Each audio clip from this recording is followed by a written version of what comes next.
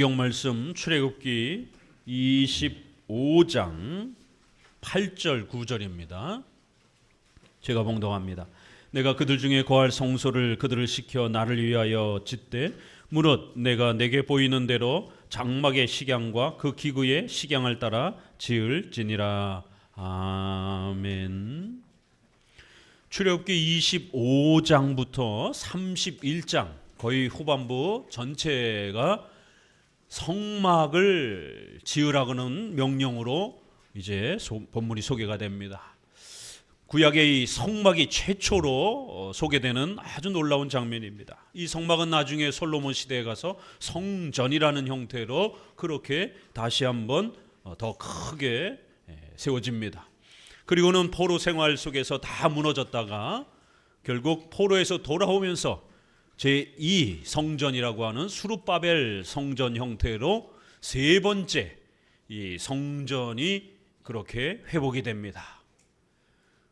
그리고는 이 성전은 또다시 전쟁의 포화 속에서 다 붕괴가 되고 결국 1세기 당시에 예수님이 오시는 그 시절에 헤롯 성전이라고 하는 헤롯 대왕이 유대인들의 마음을 얻기 위해서 46년 동안 성전을 복원시켜주는 그러한 네 번째 성전의 구조와 형태로 그렇게 다시 한번 소개가 됩니다. 그리고 이 성전에서 예배도 드리고 많은 제사를 행하는 성전을 중심으로 해서 제자들과 또 많은 사역들이 이루어집니다. 그런데 안타깝게 70년에 로마의 티토 장군에 의해서 결국 돌 하나의 돌도 남지 아니하고 통곡의 벽, 지금 우리가 TV에서 보는 것처럼 그 벽 한 구석 남아 있고 전부 다 무너지는 그러한 슬픈 역사를 봅니다.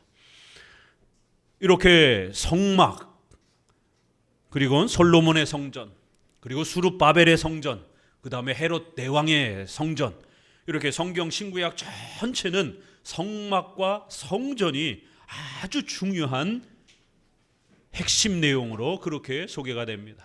그만큼 이 성막과 성전은 구약에 아주 중요한 위치를 갖고 있고, 이 성막의 성전의 이 내용을 제대로 이해하고 해석하지 못하게 되면 소위 신구약 성경을 제대로 이해할 수 없는 그러한 또 어려움에 빠집니다. 그래서 우리 성도들은 이제 소개되는 성막과 이 성전이 구약에서 왜 주어졌는가, 이 성막과 성전을 우리가 어떻게 해석하고 적용해야 되는가. 더더욱 오늘날은 성막과 성전이 없습니다. 그렇기 때문에 더더욱 오늘 우리 시대의 성도들은 어떻게 이 성막과 성전을 잘 이해하고 적용해야 되는 것인가. 이렇게 신구약 전체의 뼈대가 되는 이 성막과 성전에 대한 중요한 원리들을 함께 배워가고자 합니다. 성막에 대한 이 부분을 해석하는 데 다양한 교파들마다의 해석이 있습니다. 크게 세 가지로 나눠보게 되면 첫 번째는 유대교적 해석이 있습니다. 지금도 여전히 그 통곡의 벽을 성전의 중요한 유산으로 생각하고 거기 가서 기도하면 하나님 앞에 더 잘 기도가 되고 더 하나님 앞에 올바른 제사가 드려진 것처럼 그렇게 남은 그 통곡의 벽돌을 바라보면서 그렇게 기도를 합니다. 왜 지금은 성전을 짓지 못하느냐 하면 거기는 이슬람 성전, 모스크라고 하는 둥근 그 성전이 우리가 TV에서 보게 되면 요즘에 이스라엘 전쟁, 가자 또 이런 팔레스타인 전쟁 보시게 되면 바로 그 언덕 한 가운데에 노란 황금 이러한 그 이슬람 사원이 거기 세워져 있습니다. 그리고는 한쪽에 유대인들이 통곡의 벽을 소유하고 있습니다. 한쪽은 가톨릭이 또 땅을 소유하고 있습니다.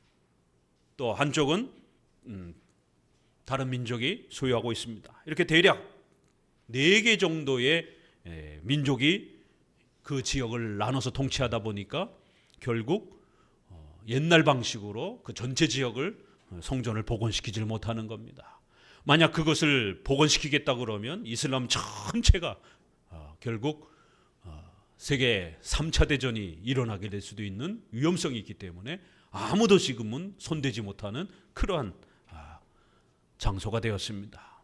유대인들은, 목숨을 걸고 이스라엘 백성들은 지금도 여전히 그렇게 예루살렘이 있는 지역을 차지해서 전쟁을 통해서라도 그 지역을 차지해서 성전을 회복하려고, 그리고 거기서 제사를 복원하려고 하는, 문자적 성막과 성전을 계승하려고 하는 그런 해석을 주장하고 있습니다. 영토적, 물질적 성전을 그대로 계승하면 하나님의 나라가 거기에 세워진다라고 하는 이런 어리석은 해석을 하고 있고, 결국 예수님이 오셨을 때 참된 성전, 참된 성막인 예수님이 오셨을 때조차도 이 예수님이 이렇게 가난한 목수의 아들로 와서는 안 된다. 중보자 메시아가 이런 연약한 모습으로 와서는 안 된다. 다윗 왕과 같이 이스라엘을 회복하고 전 세계를 지배하면서 예루살렘 성전을 복원할 수 있는 이런 강력한 왕이어야지, 이렇게 목수의 아들처럼 가난한 사람으로 올 수 없다. 메시아가 아니다. 신성 모독죄로 예수님을 죽인 겁니다. 물질적, 영통적 벽돌만 붙잡고 있다가 정작 예수님을 십자가에 못 박는 이런 참혹한 죄악을 범한 겁니다. 그런데 여전히 오늘날도 물질적, 영토적, 벽돌적으로 성전, 성막을 생각하시는 분들이 꽤 많습니다. 오늘날도 한국교회가 수백억씩 교회 건물을 지면서 성전이다 이렇게 말하지 않습니까? 그리고 성도들의 수많은 재산들을 그 건물 짓는데, 벽돌 짓는데 헌신하도록 그렇게 유도합니다. 그 화려한 건물을 지었던 서구 유럽 교회가, 미국 교회가 수만 명씩 들어가던 그런 교회들이 400년, 500년씩 된 그런 교회 건물들이 지금 텅텅 비었습니다. 카페로 넘어가고 공연장으로 넘어가고 다 성전이라고 그렇게 지었던 건물들이 지금은 놀이와 그런 문화 건물로 바뀌어 버렸습니다. 건물 붙잡다가 결국 예수 그리스도를 잃어버렸고, 건물만 붙잡다가 성도들을 잃어버린 겁니다. 참된 성전인 성도들을 잃어버린 것입니다. 두 번째는 로마 카톨릭과 경건주의와 같은 이 성막과 성전을 상상적으로 또 지나친 변형 형태로 그렇게 해석하는 분파가 있습니다. 결국 이들도 한편으로는 유대인들의 그러한 성전 개념을 반은 가지고 들어옵니다.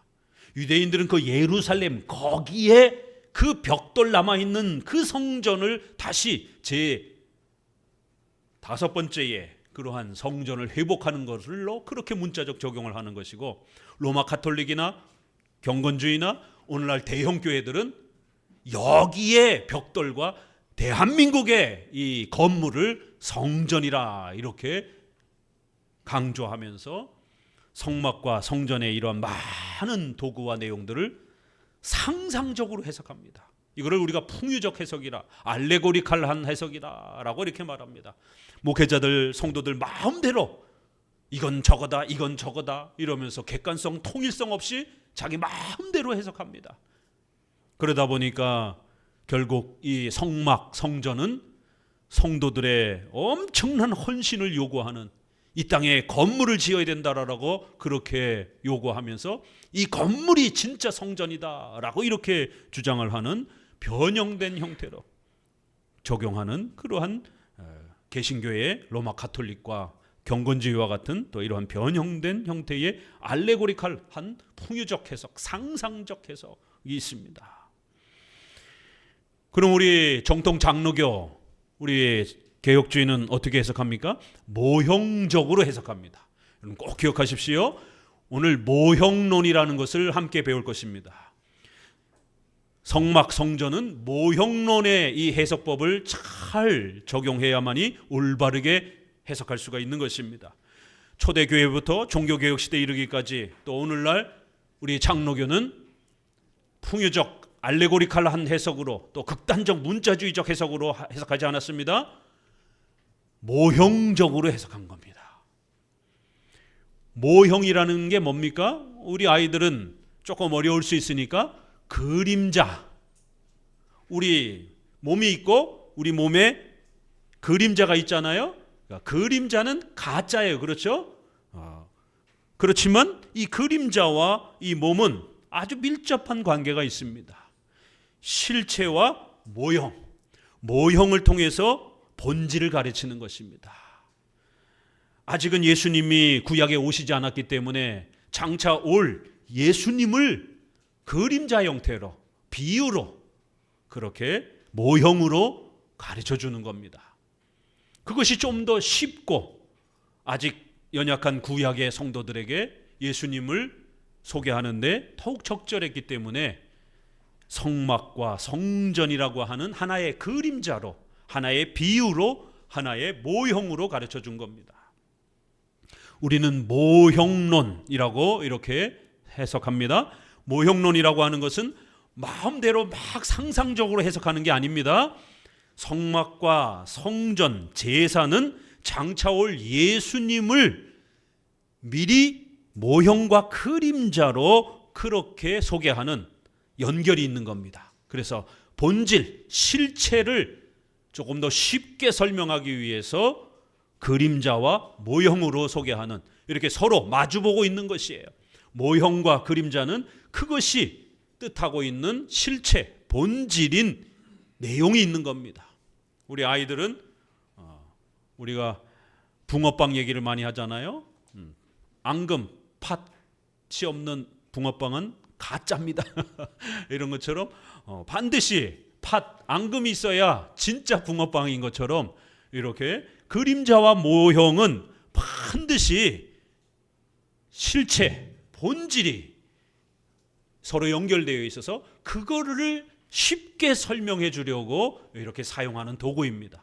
그래서 마음대로 이것저것 막 적용해서 해석하면 안 되고 그 그림자와 모형이 설명하고 있는 그 실체를 정확히 쫓아서 서로 비교하고 대조해서 설명해야 합니다. 그렇지 않으면 이 성막과 성전은 상상의 나래를 펼쳐가면서 4차원 세계 속에 빠져가지고 이상하게 해석하게 됩니다.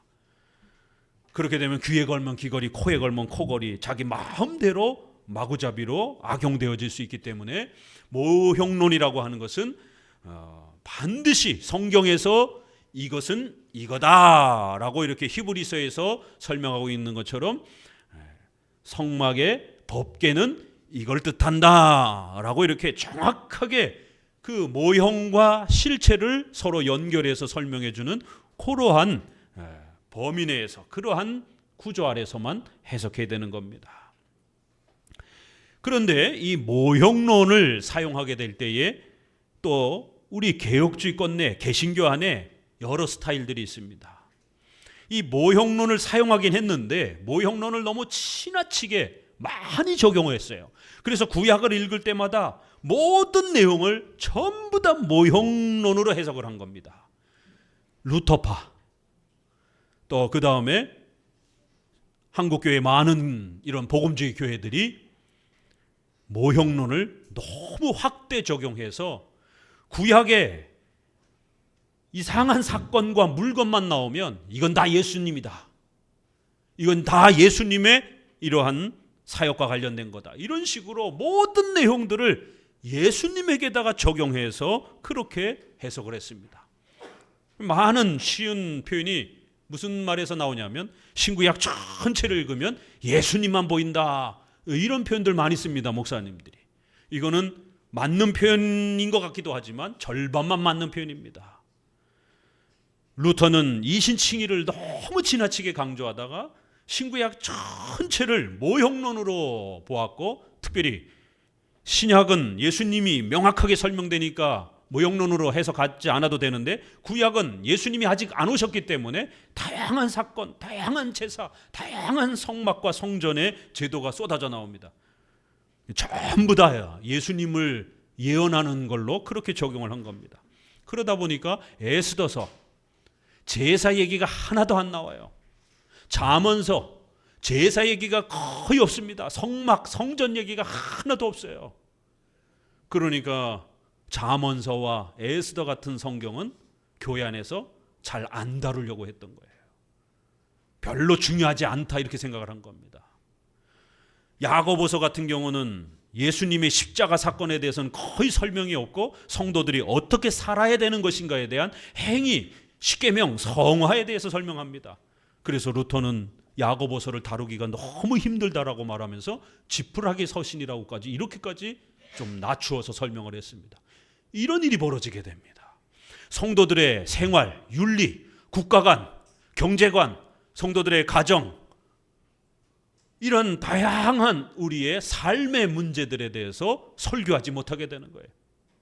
기승전 모든 거를 예수님의 십자가에만 맞춰가지고 해석하고 설교하고 적용하게 되면 오늘날처럼 지금 국가와 관련해서 아주 뜨거운 이러한 충돌을 일으키고 있는데, 구약을 읽고 나서 어떻게 저항해야 되는지, 어떤 국가가 올바른 성경적 국가관인지, 성도들은 어떻게 저항해야 되는지 구약에서 어떻게 찾아냅니까? 구약에 그런 거 없습니다. 구약에는 그저 오직 예수님 믿고 기도하고 예배 드리는 것만 있습니다. 오직 예수님에 대한 모형일 뿐입니다. 이러면 국가에 대한 저항의 방법을 구약에서 찾을 수가 없는 겁니다. 어떻게 성경적으로 자립하고 돈을 벌어야 되는지, 이런 경제활동, 사회활동, 직업활동, 어떻게 성경적으로 결혼해야 되는지, 이러한 생활 윤리에 대한 하나님의 뜻을 하나도 못 찾게 됩니다. 모형을 지나치게 확대하게 되면 생활에 대한 이 가르침이 축소가 되고 파괴가 됩니다. 극단적인 이원론, 그래서 경건주의라는 말이 나온 겁니다. 경건만 강조하는 거예요. 예배드리고 기도하는 것만 강조하는 것이에요. 성도들의 직장생활, 가정생활, 국가와 우리의 이러한 여러 문화와 생활에 대한 윤리에 대한 하나님의 뜻을 가르칠 수가 없게 되는 기형적인 반쪽짜리의 기독교가 되어버립니다. 그래서 많은 목회자들이 국가관에 대해서 교회는 중립을 지켜야 된다, 이런 말을 하게 되는 거예요. 왜요? 구약에는 그런 국가에 대한 적용이 없다라는 거예요. 이건 잘못된 겁니다. 루터파는 너무 확대 적용한 것이에요. 그러나 우리 장로교는 소극적으로 적용하는 방식입니다. 왜요? 구약에는 생활에 대한 하나님의 가르침도 많습니다. 십계명은 둘로 나눠져 있습니다. 1계명부터 4계명까지는 하나님을 어떻게 섬기고 예수님을 어떻게 섬겨야 되는지에 대한 신앙에 대한 윤리가 소개가 됩니다. 5계명부터 부모님을 공경하라, 어떻게 성경적으로 부모님을 공경할 것인지, 윗사람을 우리가 공경하고 복종할 것인지, 6계명 살인하지 말라, 7계명 간음하지 말라, 어떻게 해야 성경적인 결혼을 만들 것인지, 어떻게 해야 이혼하지 않고 평생 천국과 같은 가정을 만들 수 있는 것인지, 이거 성경을 통해서 여러분 배우셔야 됩니다. 오늘날 한국교회 성도들은 많은 이혼 위기를 겪고 있습니다. 어떡할 겁니까? 상담 심리치료로 안 됩니다. 성경적인 하나님이 원하시는 결혼관을 배우셔야만이 이혼의 위기를 벗어날 수 있습니다. 그러면 예수님 믿고 구원받는 이런 얘기도 중요하지만, 어떻게 해야 우리 성도들이 그리스도인의 가정으로서 그리스도를 영화롭게 하면서 이혼하지 않냐고 말라기서에 있는 것처럼 나는 이혼하는 것을 싫어한다. 마태복음 19장에 하나님이 짝 지어주신 것이다. 절대로 인간이 그 짝 지어준 것을 깨트려서는 안 된다라고 하는 이러한 결혼의 원리가 소개가 됩니다. 결혼에 대해서도 배우셔야 돼요. 8계명 도둑질하지 말라. 크리스천들이 왜 이렇게 가난합니까? 문제가 있는 거예요. 우리는 기복주의는 아닙니다. 그러나 그렇다고 해서 성도들이 평생 가난한 것처럼, 수도사들처럼 옷 한 벌만 있으면 되고 이렇게 산속에 들어가서 사막에 들어가서 농사나 지으면서 그렇게 성경이나 읽으면서 이렇게 살 수는 없는 겁니다. 왜요? 자녀들을 키우고 양육해야 되고, 자녀들이 아프면 병원에 가서 치료를 해야 되고, 또 교육을 해야 되는 많은 비용이 들기 때문에 반드시 경제적 자립을 해야 됩니다. 그런데 의외로 성도들이 굉장히 많이 가난합니다. 성도들이 사기도 많이 당합니다. 왜 그렇습니까? 8계명을 잘 모르기 때문에. 도둑질하지 말라, 합법적으로 하나님의 도움을 받아서 경제 활동을 하는 법을 성경은 가르칩니다. 고리대금과 이자를 구분합니다. 이자는 받을 수 있지만 절대로 고리대금의 방식으로 그렇게 돈을 벌어서는 안 된다라는 거예요. 로또라든가 도박이라든가 이런 부분들은 안 된다라고 성경은 분명히 선을 긋습니다. 성경을 통해서 생활에 관련된 이러한 소중한 하나님의 뜻들을 배우셔야 됩니다. 이렇게 성경은 구원에 대한 부분도 가르치고 있지만 한편으로는 우리의 생활에 대한 부분도 소개합니다. 그래서 반드시 모형론은 성경이 소개하는 성막, 성전, 거기 나와서 제사 드리는 여러 제사들, 이런 내용들이 신약에 가게 되면 히브리서에 이건 예수님을 뜻하는 겁니다. 이렇게 성경이 충실하게 설명해 주고 있습니다. 그 외의 것에 대해서는 생활론으로 적용해야 되는 거예요. 성도들이 어떻게 살아가야 되는지, 국가에 대해서는 우리가 어떻게 또 대응하며 살아가야 되는지, 이렇게 우리는 소극적으로 제한적으로 모형론을 사용하는 것입니다. 모형론을 무시하면 극단적 문자주의에 빠져서 오늘날 성전을 지어서 복 받읍시다 이러면서 벽돌을 신앙처럼 생각하는 그렇게 극단적 문자주의에 빠집니다. 또 모형론을 지나치게 강조하게 되면 우리의 생활을 무시하게 되고 루터파처럼 이원론에 빠져서 예수님만 강조하게 되는 이러한 극단적 또 경건주의에 빠지게 됩니다. 모형론은 중요합니다. 그러나 모형론은 항상 소극적으로 성경이 설명하는 정도만큼만 그렇게 성경을 쫓아가면서 해석하는 겁니다. 자, 요한복음 2장 19절을 한번 봅니다. 성막, 성전은 결론적으로 예수님을 모형적으로, 그림자로서, 비유적으로 설명해 주려고 하는 겁니다. 요한복음 2장 19절 같이 읽어봅니다. 예수께서 대답하여 가라사대 너희가 이 성전을 헐라 내가 사흘 동안에 일으키리라. 유대인들이 가로되 이 성전은 46년 동안에 지었거늘 내가 3일 동안에 일으키겠느냐 하더라. 그러나 예수는 성전된 자기 육체를 가리켜 말씀하신 것이라. 죽은 자 가운데서 살아나신 후에야 제자들이 이 말씀하신 것을 기억하고 성경과 및 예수의 하신 말씀을 믿었더라. 이 성막에 7 구조가 있습니다. 성전에도 똑같이 7 구조가 있습니다.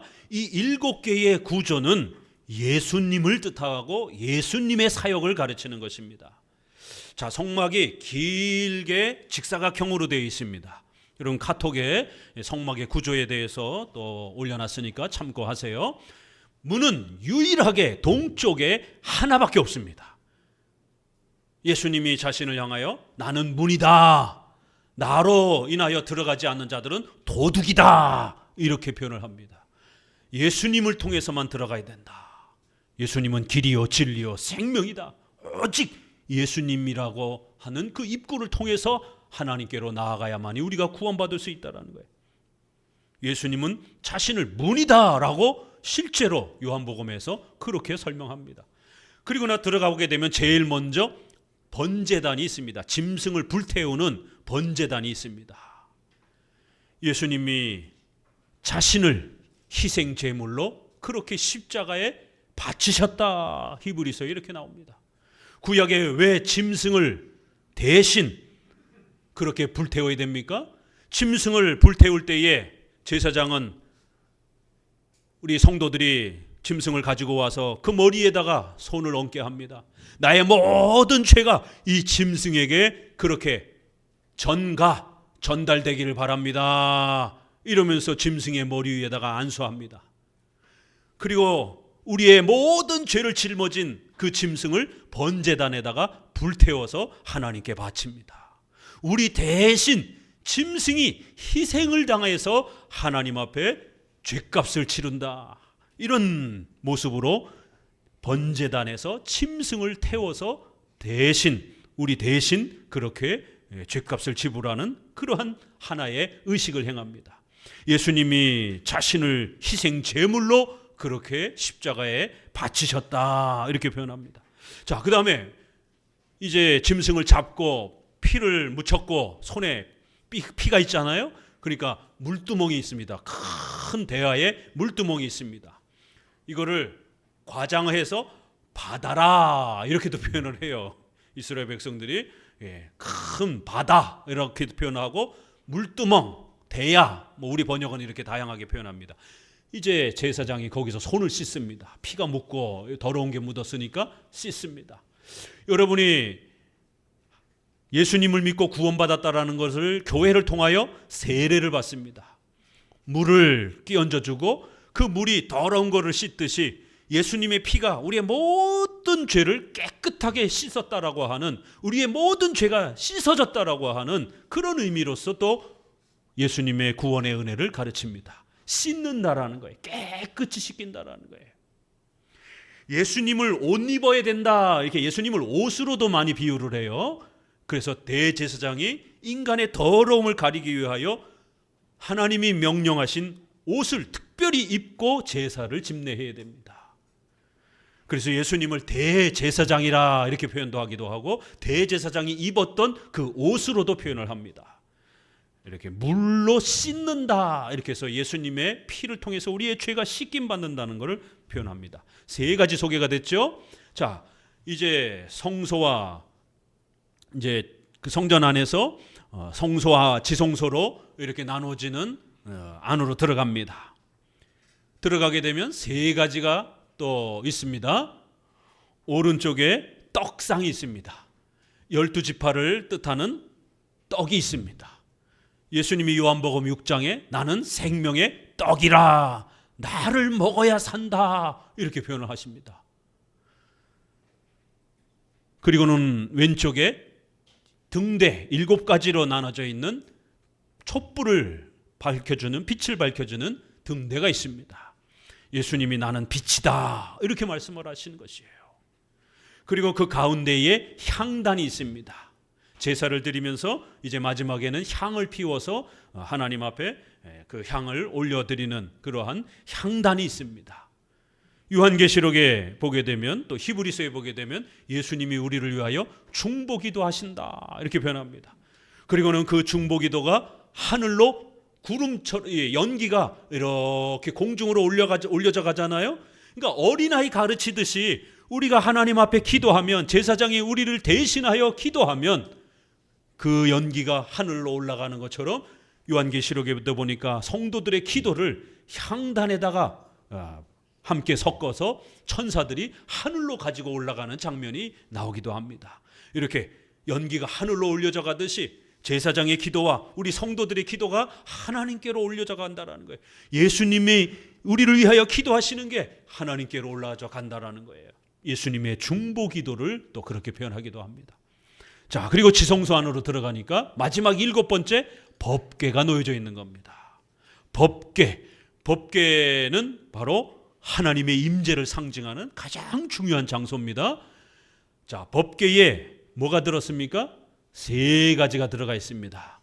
법궤 안에는 십계명, 만나 항아리, 그 다음에 아론의 쌍난 지팡이.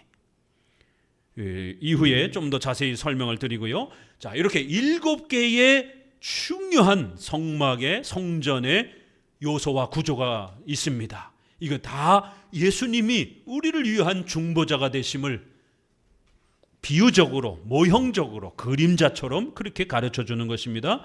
예수님이 성전인 거예요.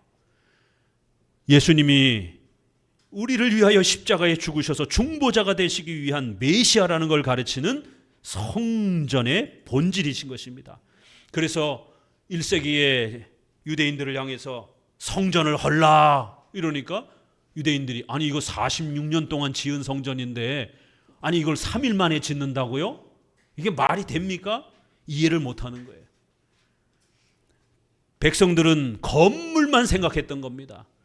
그러나 예수님은 이 성막과 성전의 본질이 무엇이냐, 실체가 무엇이냐, 진짜 내용이 무엇이냐, 그건 장차 올 메시아, 바로 예수님이 참된 성전임을 가르쳐줬던 거예요. 그래서 예수님이 3일 만에 부활하실 거를 이렇게 또 비유적으로 성전을 헐어봐라, 그러면 내가 다시 3일 만에 이 성전을 화려하게 회복할 것이다 라고 이렇게 예언하신 것입니다.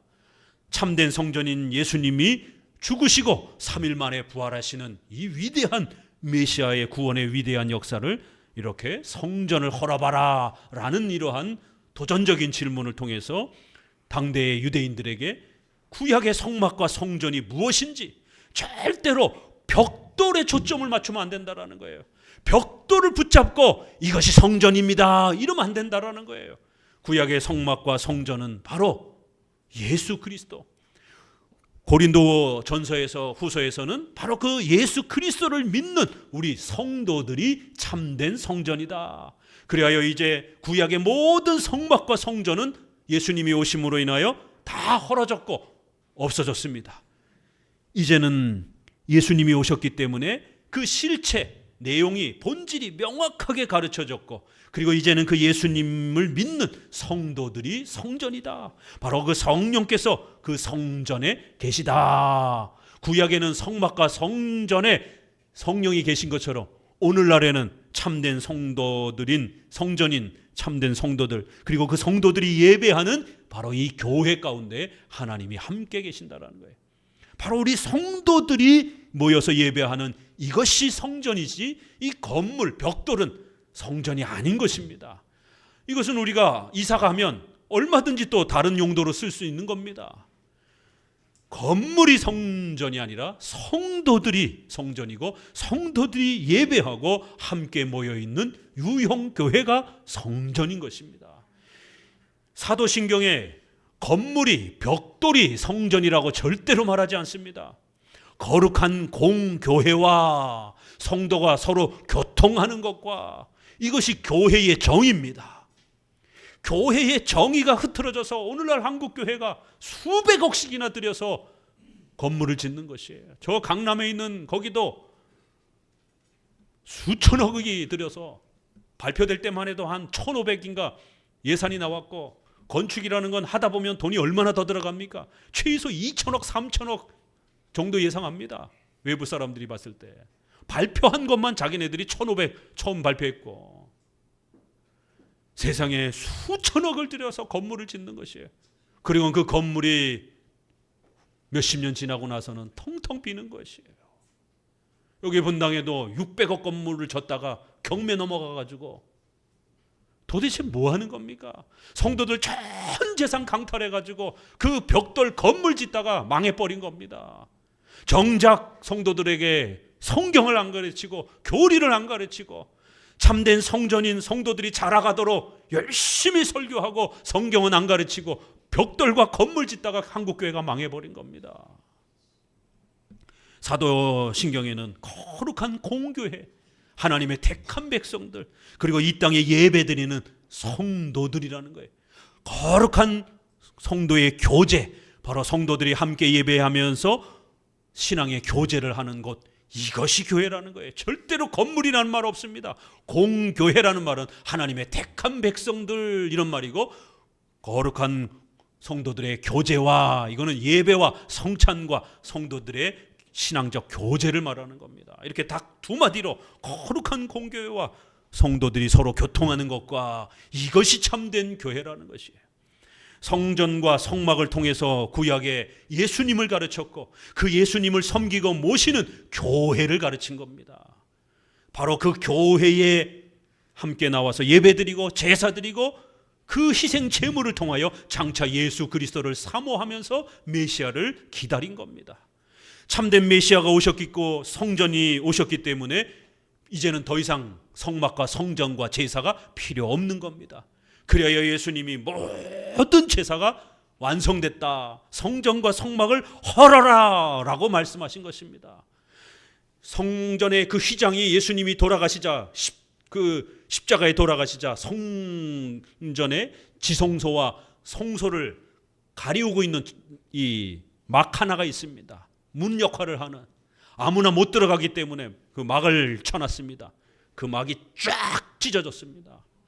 왜요? 이젠 더 이상 성막 가리움이 필요 없다라는 거예요. 그리고 성전을 다 파괴했습니다. 왜요? 자꾸 사람들이 거기에 집중하고 그 벽돌 끌어안고 있으니까 역사 속에서 로마를 이용해서 하나님은 마지막 헤롯 성전까지도 싹 없애버리고, 이제는 전 세계에 어느 곳이든지 성도들이 모여서 예배하는 그 교회가, 그 성도들이 성전이다라고 이렇게 고린도서를 통해서 선언해 주신 것입니다. 자, 히브리서 8장 5절을 읽어봅시다. 모형과 그림자가 이제 명확하게 나옵니다. 8장 5절, 저희가 섬기는 것은 하늘에 있는 것의 모형과 그림자라. 모세가 장막을 지으려 할 때에 지시하심을 얻은 것 같으니 가라사대 삼가 모든 것을 산에서 내게 보이던 본을 쫓아 지으라 하셨느니라. 출애굽기 25장의 오늘 표현을 그대로 인용합니다. 하나님이 가르쳐 주신 대로 그대로 성막을 지으라는 거예요. 그러나 이 성막은 본질이 아니라는 거예요. 영원토록 신약 이후에 오늘날까지 우리 성도들이 천막을 세우고 돌덩어리를, 벽돌을 세우고, 이것이 기독교가 아니라는 겁니다. 이 천막과 또 제사와 벽돌은 언젠가는 없어져야 되는 모형과 그림자라는 거예요. 7절, 저 첫 언약이 무음하였다면 둘째 것을 요구할 일이 없었으려니와 저희를 허물하여 일렀을 때 주께서 가라사대 볼지어다 날이 이르리니 내가 이스라엘 집과 유다 집으로 새 언약을 세우리라. 이 첫 번째 모형과 그림자였던 성막과 성전은 언젠가는 둘째 새 언약으로 대치되어야 된다라는 거예요. 첫 번째 것도 훌륭합니다. 성막과 성전을 통해서 장차올 예수님을 우리에게 가르쳤고, 또 우리가 함께 모여서 예배드리고 제사해야 되는 게 얼마나 중요한 것인지, 예수님을 예배해야 되는 게 얼마나 중요한 것인지를 가르쳐준 중요한 신앙의 도구였습니다. 그렇지만 둘째 거는 더 훌륭하다라는 거예요. 첫째 거는 예루살렘에서만 해야 되잖아요. 전 세계 사람들이 예루살렘에 가서 희생 제사를 드려야 돼요. 너무 불편합니다. 비행기도 없던 시절에 어떻게 갈 겁니까? 그렇기 때문에 둘째 거는 뭐예요? 그걸 싹 첫째 거를 없애주고, 둘째 거는 이제 모든 전 세계에서 성도들이 성경을 갖고 예배드리면 거기가 성전이요, 그 성도들이 성전이 되는 겁니다. 훨씬 더 좋은 방법, 훨씬 더 쉬운 방법으로 둘째, 그래서 새 언약 둘째 거를 만들어 주셨다. 자, 히브리서 9장 1절도 봅니다.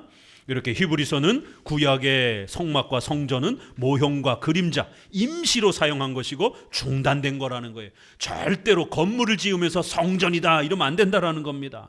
첫째 것과 둘째 것이 있다라는 겁니다. 히브리서 9장 1절, 첫째 언약에도 섬기는 예법과 세상에 속한 성소가 있더라. 예비한 첫 장막이 있고 그 안에 등대와 상과 진설병이 있으니 이는 성소라 일컫고, 또 둘째 휘장 뒤에 있는 장막을 지성소라 일컫나니 금 향로와 사면을 금으로 싼 언약궤가 있고 그 안에 만나를 담은 금 항아리와 지팡이와 언약의 비석들이 있고 그 위에 속죄소를 덮는 영광의 그룹들이 있으니 이것들에 관하여는 이제 낱낱이 말할 수 없노라. 이 모든 것을 이같이 예비하였으니 제사장들이 항상 첫 장막에 들어가 섬기는 예를 행하고, 오직 둘째 장막은 대제사장이 홀로 1년 1차씩 들어가되 피 없이는 아니하나니 이 피는 자기와 백성의 허물을 위하여 드리는 것이라. 성령이 이로써 보이신 것은 첫 장막이 서 있을 동안에 성소에 들어가는 길이 아직 나타나지 아니한 것이라. 이 장막은 현재까지 비우니 이에 의지하여 드리는 예물과 제사가 섬기는 자로 그 양심상으로 온전케 할 수 없나니 이런 것은 먹고 마시는 것과 여러 가지 씻는 것과 함께 육체의 예법만 되어 개혁할 때까지 맡겨둔 것이라. 이 9장 10절 별표해 놓으세요. 아주 명확하게 폐지되었다라고 말합니다. 먹고 마시는 이 제사, 성막, 성전의 이 모든 7가지의 이러한 구조는 육체의 예법, 임시적인 것이다라는 거예요. 개혁할 때까지만 맡겨둔 것이다라는 겁니다. 현재까지의 비유라는 거예요. 첫 번째 신앙의 도구였다라는 겁니다. 그렇지만 이것도 성령께서 이로써 보이신 것이다라는 거예요. 8절에 성령께서 명령하셔서 구약의 신앙의 수단으로 사용한 아주 소중한 도구였습니다. 10절 읽습니다. 그리스도께서 장래 좋은 일의 대제사장으로 오사 손으로 짓지 아니한 곧 이 창조에 속하지 아니한 더 크고 온전한 장막으로 말미암아 염소와 송아지의 피로 아니하고 오직 자기 피로 영원한 속죄를 이루사 단번에 성소에 들어가셨느니라. 예수님이 오셔서는 더 좋은 대제사장으로서, 제사장이 백성들의 죄를 대신 그렇게 성소에 들어가서 하나님께 바쳤는데, 이제는 예수님이 대제사장으로 오셔서 더 크고 온전한 장막, 첫 번째 것보다 더 좋은 성막으로 말미암아 염소와 송아지의 피가 아니라 자기 자신을 희생제물로 바치는 이런 어마어마한 완성을 이루셨다라는 것이에요. 바로 성막, 제사장, 그리고 희생제사, 이런 건 다 바로 예수님의 십자가의 죽으심과 부활을 우리에게 가르쳐주는 소중한 모형, 그림자라는 것입니다. 히브리서 10장 1절입니다. 또 읽습니다. 율법은 장차 오는 좋은 일의 그림자요 참 형상이 아니므로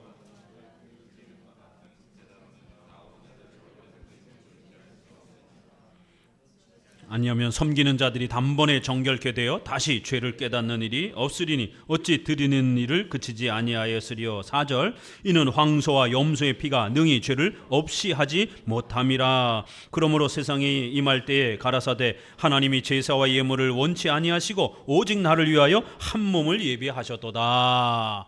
이렇게 10장에도 또 반복하면서 첫 번째의 이 율법의 이런 많은 명령들은 그림자라는 거예요. 참 형상, 진짜가 아니라는 거예요. 진짜는 한 몸을 준비하신 바로 예수님이라는 거예요. 그 한 몸이 희생제물되어 십자가에 죽으시는 바로 이것이 진짜라는 겁니다. 이걸 배우기 위해서 구약의 성막과 성전, 그 다음에 제사를 사용한 것이지, 오늘날 교회가 벽돌을 지어놓고 똑같이 성막, 성전 지으라고 그렇게 명령한 명령이 아니라는 겁니다. 그거 따라해서는 절대로 안 됩니다. 오늘날 제사 또 따라한다라고 하는 이런 또 교회도 있어요. 안식교가 왜 문제가 됩니까? 안식일을 따라한다라는 거예요. 그러면서 제사 이런 것들을 또 흉내내고, 한국의 성막을, 성전을 재현한 곳도 있습니다. 미국에도 있고. 성경을 읽고 배워야지. 그런데 가가지고 성막 체험하고 성전 체험한다고 해가지고 성령 충만함이 주어지는 게 아닙니다. 그런데 왜 수많은 돈을 쏟아 붓느냔 말이에요. 성경을 배우고 이 성경을 해석했던 우리의 선조들의 책들을 번역해서 기독교 강요와 같은 이런 훌륭한 교리책을 번역해서 성도들이 읽을 수 있도록 도와줘야 성도들이 성경의 전문가가 되고, 성경의 전문가가 되면 성령 충만함의 은혜를 누리는 겁니다. 벽돌 쫓아다니고 그 건물 쫓아다니고 그거 구경하고 이런다고 해서 신앙이 자라가는 게 아니에요. 제발 한국교회는 건물을, 벽돌을 성전이라고 이렇게 성도들에게 잘못 가르치는 이 내용을 중단해야 됩니다.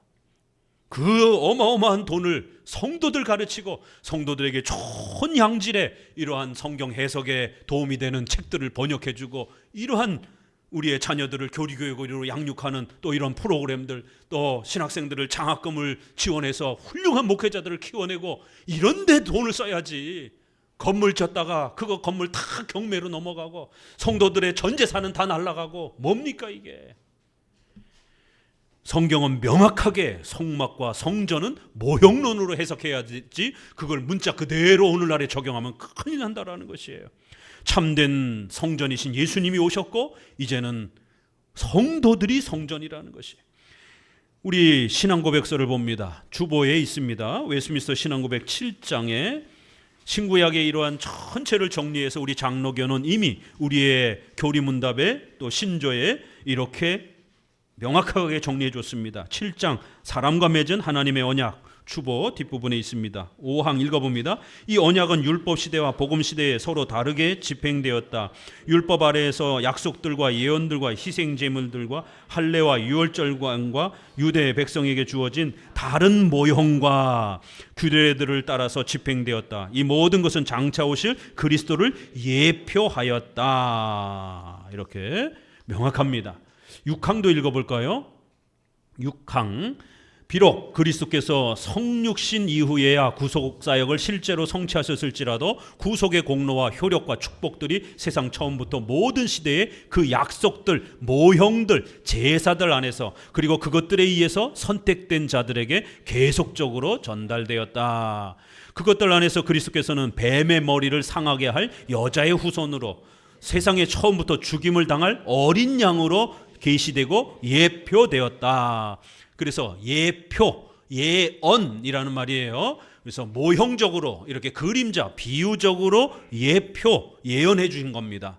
그래야 구약에는 어린 양 이렇게 형태로 예수님을 소개한 겁니다. 그래서 그 어린 양이 희생 제물로 번제단에서 그렇게 불태워지는, 바쳐지는 이런 장면으로 예표되었다라는 겁니다.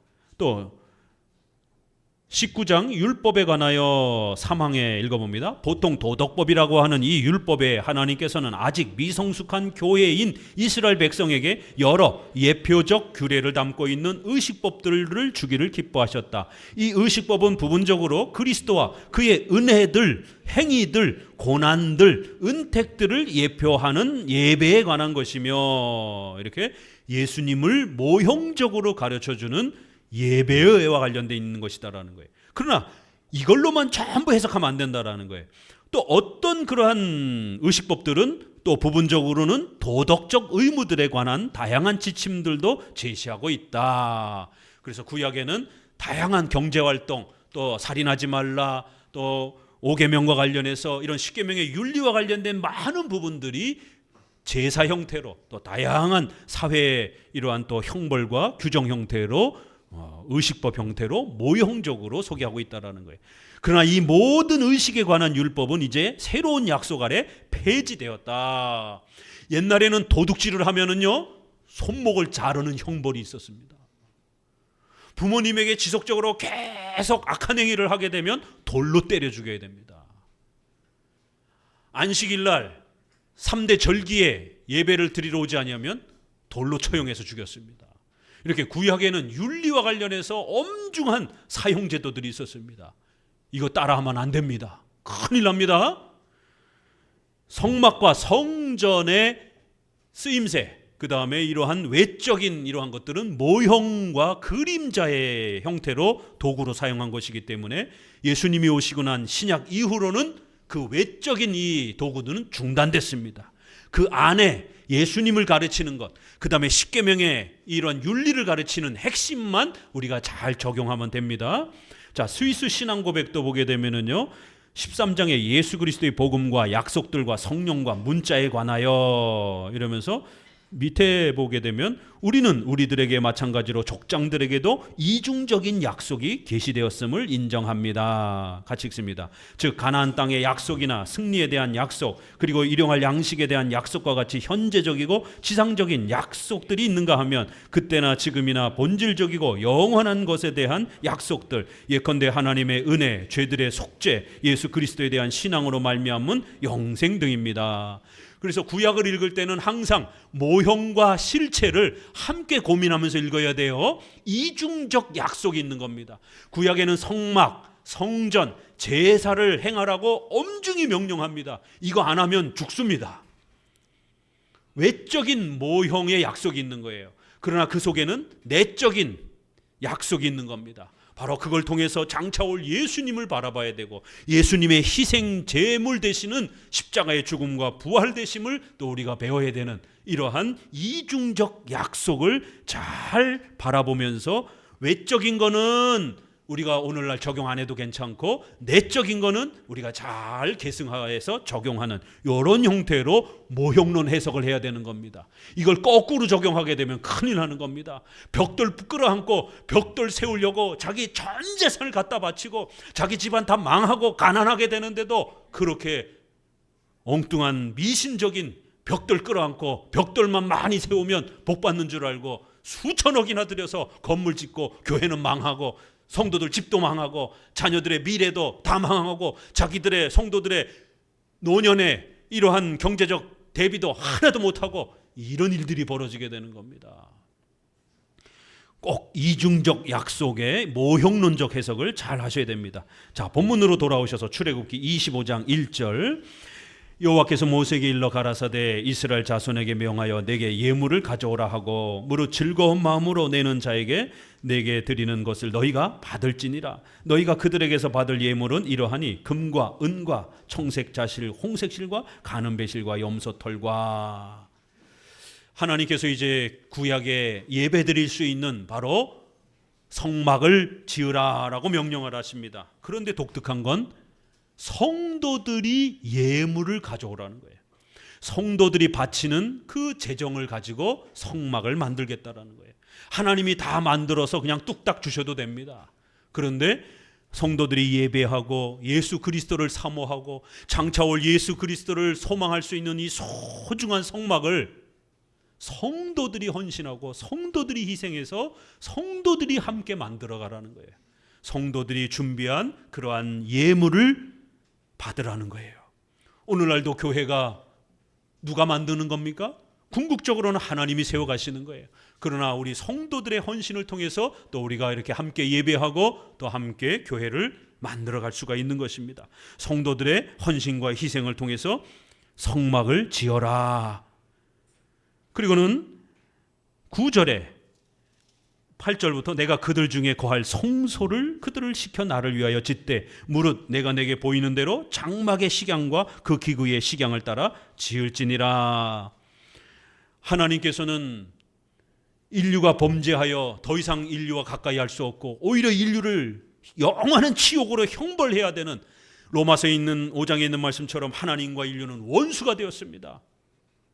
그런데 출애굽기에 하나님께서 놀라운 약속을 합니다. 이제 내가 너희와 함께 거하겠다. 함께 거하는 상징적 그림자인 모형인 성막을 만들어라. 이제 내가 너희를 버리지 않고 하나님이 신이 인간과 함께 계시겠다라는 거예요. 이 얼마나 감격스러운 약속입니까? 단 조건이 있다라는 거예요. 너희들이 원하는 그런 성막을 만들지 말고 너희들이 원하는 그런 제사와 예배를 만들지 말고 하나님이 명령한 예배와 제사를 반드시 그대로 받아 지켜야 된다는 거예요. 그러면 내가 거기에 함께하며 너희의 예배를 받고 너희의 신앙 고백을 받고 이제 하나님과 함께 교제하는 놀라운 은혜를 주겠다는 거예요. 하나님이 명령한 대로 성막을 만들으라는 거예요. 시키는 대로 해라는 뜻이죠. 명령한 대로 만들으라는 거예요.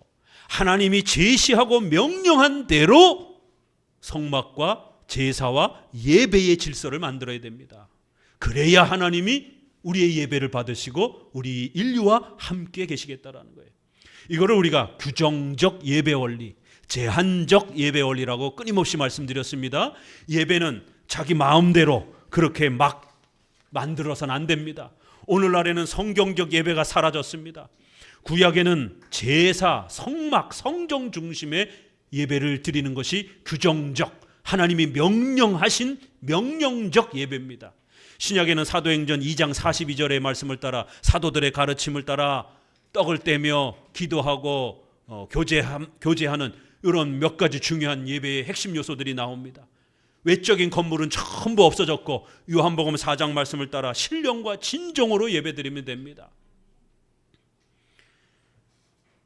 그런데 이 소중한 신약적 예배의 질서가 다 깨어지고 골로새서 2장 23절에 있는 것처럼 이런 것들은 자의적 숭배와 겸손과 몸을 괴롭게 하는 착취에 있는 모양이나 오직 육체를 쫓는 것을 금하는데 유익이 조금도 없느니라. 자의적 숭배, 인간이 원하는 예배. 아이들이 어른 예배 싫어한다라고 하니까 주일학교 예배 만들어가지고 애들끼리 그냥 신나게 노래나 부르다가 집에 가고, 교회 와서 경건하게 예배드리고, 아직은 어렵지만 이런 강해 설교, 성경을 충분히 설명해주는 이러한 강해 설교를 못 듣게 만들어버린 겁니다. 또 요즘에는 새신자들은 이러한 어려운 설교 듣기 싫다라고 하니까 무슨 구도자 예배, 무슨 열린 예배, 무슨 찬양 예배, 뭐 베레벨 예배의 이름을 갖다 붙이면서 성경에 출처가 없는 인간이 만들어낸 자의적 숭배와 예배가 팽배합니다. 그러나 예배는 그렇게 드리면 안 됩니다. 하나님이 보여주신 그대로, 명령하신 그대로 예배 드리라는 것이에요. 출애굽기 25장 40절에 너는 삼가 이 산에서 내게 보인 식양대로 할지니라. 출애굽기 30장 33절에는 하나님이 정해주신 이 성막의 질서와 법대로 하지 않고 엉뚱하게 다른 것을 만들면 무릇 이와 같은 것을 만드는 자나 무릇 이것을 타인에게 붓는 자는 그 백성 중에 끊쳐지리라 하시니라. 성막 하나님이 명령하신 대로 그대로 만들지 않는 자는 죽이라는 거예요. 얼마나 무서운 말입니까? 하나님이 명령하신 대로 그대로 만들어서 그 방법대로 제사와 예배를 드리라는 거예요. 신약은요, 사도행전 2장 42절에 비록 간략하게 또 숫자도 줄고 형식도 간략해졌지만 신약에도 분명히 성경에 명령된 예배 요소들이 있습니다. 구약에는 할례와 유월절을 행했지만 신약에는 세례와 성찬으로 바뀌었습니다. 이렇게 신약에는 몇몇 중요한 신약의 예배 요소들이 있는 겁니다. 자, 그러면서 이제 구체적으로 세 가지를 먼저 명령합니다. 출애굽기 25장 10절에 그들은 조각목으로 궤를 짓되 장이 2규빗 반, 광이 1규빗 반, 고가 1규빗 반이 되게 하고 그걸 정금으로 싸고, 그 다음에 13절에 조각목으로 채를 만들어서 긴 막대를 이렇게 끼워 놓으라는 것이에요. 그리고는 그 덮개인 속죄소를 만들으라는 겁니다. 25장 18절에 금으로 그룹 둘을 속죄소 두 끝을 쳐서 만들되 한 그룹은 이 끝을 한 그룹은 저 끝에 곧 속죄소 두 끝에 속죄소와 한 덩어리로 연하게 할지라. 그룹들은 그 날개를 높이 펴서 그 날개로 속죄소를 덮으며 그 얼굴을 서로 대하여 속죄소를 향하게 하라. 법궤를 이제 제일 먼저 명령합니다. 왜요? 법궤가 가장 중요한 지성소의 핵심 물건이기 때문에 그렇습니다. 자, 법궤는 여러분에게 그 사진으로도 이렇게 보여드렸지만 아담합니다.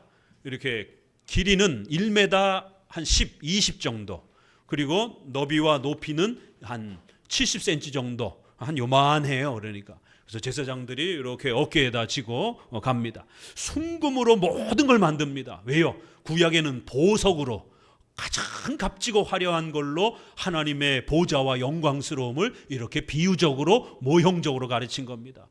교회 안에 이러한 파이프 오르간이라든가 이런 온갖 도구를 갖다가 금으로 잔뜩 수십억씩이나 되는, 이렇게 만들면 안 되는 겁니다. 세상에 파이프 오르간이 수십억씩이나 됩니다. 요즘에 또 스크린을 또 이렇게 해가지고 스크린도 좋은 화질이 좋은 거든요, 수억씩 됩니다. 이게 다 돈이에요. 왜 간단하게 강대상 하나 놓고 간단하게 하면 안 됩니까? 그렇게 수십억씩이나 되는 파이프 오르간에 맞춰서 찬양을 해야, 그래야 하나님께 찬양이 올려져 갑니까? 아니죠. 우리의 마음을 진심을 담아서 이렇게 중고 피아노 새 걸 살리려고 하니까 너무 비싸가지고, 이것도 성도들이 헌신해서 헌금을 해가지고 중고 피아노가 아닙니다. 우리 단체 카톡방에 있는 타교의 성도가 목사님, 저희 집에 피아노를 안 쓰고 있는데 한만교회 이전하고 이렇게 가신다고 하니 드려도 괜찮을까요? 이거 중고인데 죄송해서. 너무 감사합니다. 여러분이 헌금한 거 아니에요. 바깥에 성도가 중고 피아노를 그냥 주셔서 감사합니다. 돈 하나도 안 들고 얼마든지 좋은 소리가 지금도 나고 수십 년 더 쓸 수 있을 것 같아요. 이렇게 우리가 중고 피아노에다가 맞춰서 찬송 부르면 은혜가 안 됩니까? 얼마든지 은혜 되는 겁니다. 왜 교회는 이런 정신이 없냔 말이에요. 사치스럽고 허황되고 허세에 가득 찬, 그러다가 결국 교회는 망하는 겁니다. 중세 천년이 그러다가 로마 카톨릭이 망한 겁니다. 자, 법궤를 금으로 하나님이 임하시는 하나님의 그 영광스러움을 금은 보화, 보석으로 이렇게 비유적으로 말하는 거예요. 그리고 절대로 사람이 만지지 못하도록 긴 막대를 꼽아놓고 어깨에다가 짊어지고 이동할 수 있도록 절대로 함부로 손대지 못하도록. 왜요? 하나님이 임재해 계시는 거룩한 보좌이기 때문에 그런 거예요. 하나님이 임재하신 곳을 인간이 함부로 더럽게 막 인간의 죄악된 그런 손으로 만지거나 이러면 안 된다라는 거예요. 하나님의 영광스러움과 거룩하심을 이렇게 표현하고, 마지막에는 그 덮개를 천사가 날개를 펴서 서로 이렇게 마주대하고 있는 형태로 그렇게 덮개를 하나 만들으라는 거예요. 천사가 하나님의 보좌를 보유하고 있다라고 하는 또 이런 모습을 가르쳐 주기 위해서 어린아이 가르치듯이 하나님의 보좌에는 수많은 천군 천사들이 그렇게 보호하고 계시고, 또 그 천군 천사를 명령해서 우리 성도들을 보호하도록 하나님이 천사를 부리고 계시다라는 것을 또 이렇게 천사가 그 법궤의 덮개를 보호하는 방식으로 이렇게 모양을 만들고요. 그 다음에는 속죄소라고 하는 이 덮개를 만듭니다. 왜 이름을 속죄소라고 이렇게 했을까요? 참 독특하죠, 이름이. 7번이나 이 속죄소라는 단어를 씁니다. 덮개라는 뜻이에요.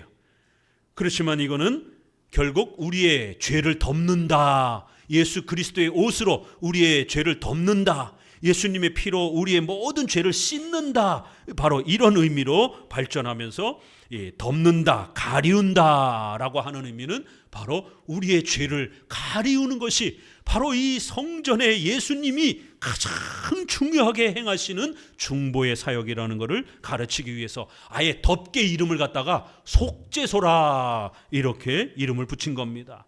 이 카포레트라고 하는 히브리어로 이걸 속죄소라고도 이렇게 표현합니다. 그런데 영어에서는요, 이거는 mercy seat라고 이렇게 번역을 해놨어요. 은혜의 자리 이렇게 표현해놨습니다. 영어에서는 예수님의 십자가의 희생을 통해서 우리의 모든 죄가 가리우고 우리가 행한 공로가 아닌데 값없이 거저 그렇게 우리에게 주신 은혜의 죄사함의 자리라는 거예요. 그래서 이 속죄는 오직 은혜로 얻는 것이다라는 것을 더욱 강조하기 위해서 덮개라는 뜻을 의역을 해가지고 아예 의역을 해버렸어요. 그냥 원래대로 하게 되면 가리다, 덮개, 커버 이렇게 번역을 했어야 되는데 영어 성경에서는 이거를 좀 더 의미적으로 은혜의 자리다 이렇게 번역을, 뚜껑이다 이렇게 번역을 해놓은 겁니다. 예수님의 십자가의 은혜로 우리의 모든 죄가 가리워지고 그렇게 은혜를 받는 바로 이 성격을 강조한 겁니다. 출애굽기 13장 13절에는요 이 속죄라는 단어가 대속이라는 단어로 나옵니다. 대속하시고 이런 표현이 나옵니다. 또 출애굽기 6장 6절에는 너희를 구속하고, 구속이라는 단어가 나옵니다. 이것은 여러분 루키서의 고엘, 기업 물을 자라는 단어입니다. 여러분 꼭 기억하셔야 돼요. 속죄라는 단어, 우리 번역도 여러 개가 나옵니다. 그리고 출애굽에서 우리가 배웠던 대속하다, 대신해서 값을 치르다, 대신, 대속이라는 단어가 나옵니다. 또 그 다음에 구속, 구원해 주다라는 거예요. 이렇게 아주 중요한 속죄라는 단어와 앞서 우리가 배웠던 또 대속한다는 단어, 또 구속한다는 단어, 이런 모든 단어들은 우리가 예수님의 십자가의 희생을 통해서 우리의 모든 죄가 우리 대신 예수님이 희생을 당했다라는 거예요. 예수님의 그 희생의 은혜를 통해서 우리가 속죄, 죄가 가리워진다라는 거예요. 그리하여 우리가 구속, 구원을 받는다라는 겁니다. 이렇게 법궤는 그 뚜껑에서조차도 기독교의 본질을 가르칩니다. 자, 그리고 히브리서에서 우리가 보았던 것처럼 법궤 안에는 무엇이 들어있다고요? 3가지가 들어있습니다. 히브리서 9장 4절에 보니까 언약궤가 있고 그 안에 만나를 담은 항아리, 아론의 쌍난 지팡이, 언약궤, 이렇게 3개가 들어있다라고 히브리서에 말합니다. 아직은 이제 처음 출발이니까 지금은 십계명만 집어넣어라라고 이렇게 명령합니다. 이제 나중에 만나 항아리와 아론의 쌍난 지팡이가 들어올 겁니다. 자, 왜 이 세 개가 하나님의 임재를 상징하는 예수 그리스도로 말미암아 우리가 구원받는 이 기독교의 본질을 가르치는 법궤 안에 뭐가 들었다고요? 세 가지가 들은 거예요. 그러니까 이 법궤 안에 들어있는 이 세 가지는요, 기독교의 본질, 예수님이 우리에게 주시고자 하시는 구원의 신앙의 본질이 담겨 있는 겁니다. 그래서 이 세 개를 넣은 겁니다. 놀랍도록 이 세 개는 기독교 신앙의 본질을 가르치는 도구로 사용이 됩니다. 만나 항아리는 예수님이 우리의 영의 양식이라는 걸 가르치는 것이죠. 십계명은 하나님의 말씀을 우리가 먹고 살아야 된다라고 하는, 하나님의 뜻에 순종하며 살아야 된다라고 하는 하나님의 말씀을 상징하는 것이고요. 그리고 아론의 쌍난 지팡이는 지난주 설교처럼 장로 정치에 대한 교훈을 가르치기 위한 아론네, 하나님이 부르신 그 지파만이 제사장, 대제사장의 직분을 감당해야 된다. 11지파가 서로 싸우거나 탐해서는 안 된다. 레위 지파만이, 아론의 자손만이 이 교회의 질서의 직분을 맡아야 된다라고 하는 교회론에 대한 중요한 내용입니다. 자, 우리 제네바 교리문답, 하이델베르그 교리문답, 소유리문답에 기독교 본질이 들어 있습니다. 사도신경을 통해서 신앙을 가르칩니다. 십계명을 통해서 생활을 가르칩니다. 신앙은 예수 그리스도를 믿는 것을 가르치는 것이죠. 십계명, 만나 항아리에 대한 이러한 예수님에 대한 부분, 그 다음에 십계명 윤리를 통한 부분, 그 다음에 주기도문, 그리고 마지막 성례, 교회의 질서를 가르칩니다. 이렇게 우리의 신앙의 교리문답에 기독교의 본질 4개가 소개가 되는데 법궤에 그 3개가 담겨 있습니다. 여러분, 이게 기독교입니다. 이 3가지를 잘 붙잡고 이해하고 믿고 실천하면 여러분 신자입니다. 만나 항아리, 예수님을 여러분의 메시아여 중보자로 믿고 고백하는 거예요. 십계명, 이제 예수님을 믿는 자로서 하나님을 영화롭게 하기 위해서 우리 마음대로 살면 안 되고 십계명에 순종하면서 우리의 삶을 하나님께 드려야 됩니다. 그리고 이 땅에서는 교회로 함께 모여서 함께 예배드리고 전도하고 그렇게 살아가는 거예요. 이게 기독교입니다. 막 쓰러지고 까무러치고 떼굴떼굴 굴르고 건물 짓고 이게 기독교가 아닙니다. 오늘 우리 출애굽기 25장을 통해서 모형론을 함께 배웠고, 이제 앞으로 본격적으로 소개될 성막의 구조를 이제 함께 소개해 드렸습니다. 기도합니다.